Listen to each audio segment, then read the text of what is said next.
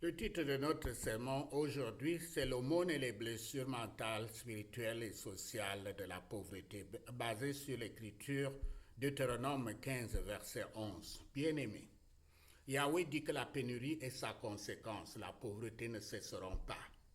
En effet, la pénurie n'est pas seulement une condition économique, mais aussi mentale. La pauvreté persiste car la psychologie de la pénurie crée un piège auto-entretenu. Le stress réduit les capacités mentales, les exigences de survie encouragent le court-termisme, la stigmatisation érode l'estime de soi et ces forces interagissent avec des obstacles extérieurs.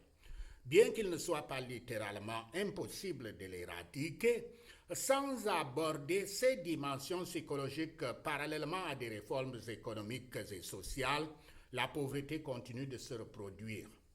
Voici les principaux facteurs psychologiques qui rendent la pauvreté si persistante. Premièrement, la charge cognitive ou la bande passante est limitée. La pauvreté oblige constamment les gens à jongler avec des problèmes urgents. Factures, nourriture, logement, biens médicaux, besoins médicaux. Cela crée une rareté d'attention, entre guillemets. Cela épuise les ressources mentales et laisse peu d'énergie pour la planification à long terme. Par conséquent, même les personnes intelligentes et motivées peuvent prendre des décisions à court terme ou risquer qui les bloquent. Deuxièmement, il y a la boucle de rétroaction du stress et de la santé mentale. Le stress chronique lié à l'insécurité financière augmente le risque de dépression, d'anxiété et d'impuissance acquise.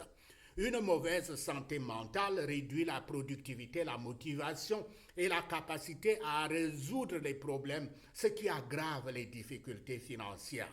Ce cercle vicieux qui s'auto-alimente rend difficile de s'en sortir sans soutien extérieur. Troisièmement, la mentalité à court terme ou mentalité de pénurie. La pauvreté pousse les gens à privilégier la survie immédiate, par exemple payer le loyer aujourd'hui, aux investissements à long terme comme l'éducation ou l'épargne. Bien que rationnelle sur le moment, cette prise de décision axée sur la survie empêche l'accumulation de richesses et l'ascension sociale.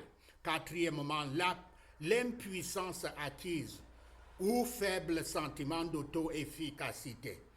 Des expériences répétées d'échecs et d'exclusion, par exemple se voir refuser un emploi, se débattre malgré les efforts, peuvent conduire à la croissance que rien de ce que je fais ne changera ma situation. Cet état d'esprit réduit l'initiative et la persévérance, renforçant ainsi le cycle de la pauvreté. Cinquièmement, la transmission intergénérationnelle. Les enfants élevés dans la pauvreté subissent le stress, l'insécurité et de faibles attentes, ce qui influence leur développement cognitif, leur confiance en soi et leurs résultats scolaires. Il y a les traumatismes liés à la pauvreté qui peuvent même altérer le développement cérébral, rendant l'ascension sociale plus difficile d'une génération à l'autre. Sixièmement, la stigmatisation et l'identité sociale.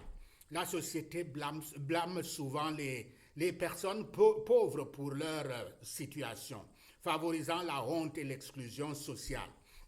Cette stigmatisation décourage les individus de chercher de l'aide ou des opportunités, renforçant ainsi l'isolement et la perte d'estime de soi.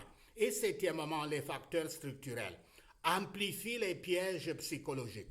Même lorsque les individus surmontent des obstacles psychologiques, des problèmes structurels comme les faibles salaires, les inégalités et la discrimination peuvent les replonger dans la pauvreté.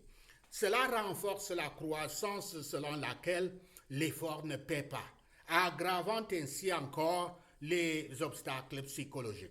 C'est pourquoi le Père Yahweh te demande que, je cite l'écriture d'aujourd'hui, tu ouvriras ta main à ton frère, aux pauvres et à l'indigent dans ton pays. Fin de citation. Yahweh veut que tu considères la pauvreté comme ton problème personnel et non pas celui du gouvernement de la communauté. Il t'ordonne de résoudre le problème à ton niveau individuel. Notre Seigneur Yahshua le Messie résume ton rôle en 7 mots. 7 mots. Tu aimeras ton prochain comme toi-même. Dans Matthieu 22, verset 39. C'est-à-dire, tu donneras à ton prochain, surtout aux pauvres et aux nécessiteux, ce que tu désires recevoir toi-même. C'est le deuxième des 2 commandements de Yahshua qui résume tous les commandements du Père Yahweh dans l'Ancien Testament. L'aumône, défini comme l'acte de donner à ceux qui sont dans le besoin, a de profondes dimensions psychologiques, sociales et culturelles. L'aumône explique pourquoi les gens donnent, comment cela affecte les donateurs et les bénéficiaires, et quelles sont les conséquences pour la société. Premièrement, les motivations du don. Il y a l'empathie et la compassion. On donne lorsqu'on imagine ou partage la souffrance d'autrui, comme cela est recommandé dans Romains 12, verset 15. Il y a le devoir moral. Les religions considèrent l'aumône comme une obligation, comme dans cette écriture de ce jour, il y a Deutéronome 15, verset 11. Il y a la reconnaissance sociale.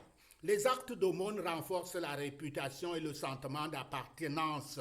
Il y a la récompense psychologique qu'on appelle lumière chaleureuse.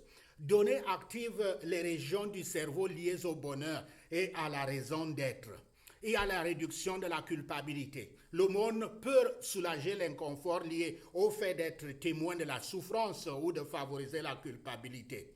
Deuxièmement, l'impact sur le donateur. Il y a l'amélioration du bien-être, associé à une meilleure humeur, une réduction du stress et même des bienfaits pour la santé physique. Il y a le renforcement de l'identité, de l'image de soi, celle d'être moral et généreux. Il y a l'attente de réciprocité. Consciemment ou inconsciemment, donner peut engendrer une attente sociale, émotionnelle ou spirituelle en retour. Il y a l'impact sur le bénéficiaire, positif et négatif. Il y a le soulagement et la gratitude. Les besoins sont satisfaits, ce qui nourrit l'espoir.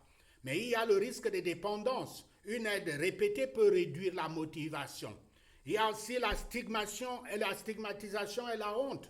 Accepter une aumône peut être source d'humiliation si cela met en évidence les inégalités. Et puis, il y a le bien du lien social. L'aumône crée des liens et un sentiment d'attention. Quatrièmement, le rôle social et culturel. Il y a les cadres religieux. L'aumône est considéré comme une purification de la richesse et une croissance spirituelle. Il y a l'identité collective.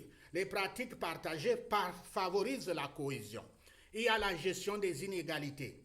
Dans les sociétés hiérarchiques, l'aumône légitime plutôt la richesse tout en maintenant les inégalités. Et cinquièmement, le paradoxe. L'aumône améliore le bien-être, l'empathie et les liens communautaires, mais peut aussi engendrer dépendance et paresse qui est condamné dans Proverbes 6, versets 6 à 11. Ou alors masquer les causes structurelles de la pauvreté. L'aumône n'est donc pas seulement un acte économique, mais un processus psychologique et social. L'aumône reflète le besoin constant de l'humanité d'équilibrer compassion et dignité, générosité et justice. Sache ceci et notre Seigneur Yahweh te bénit.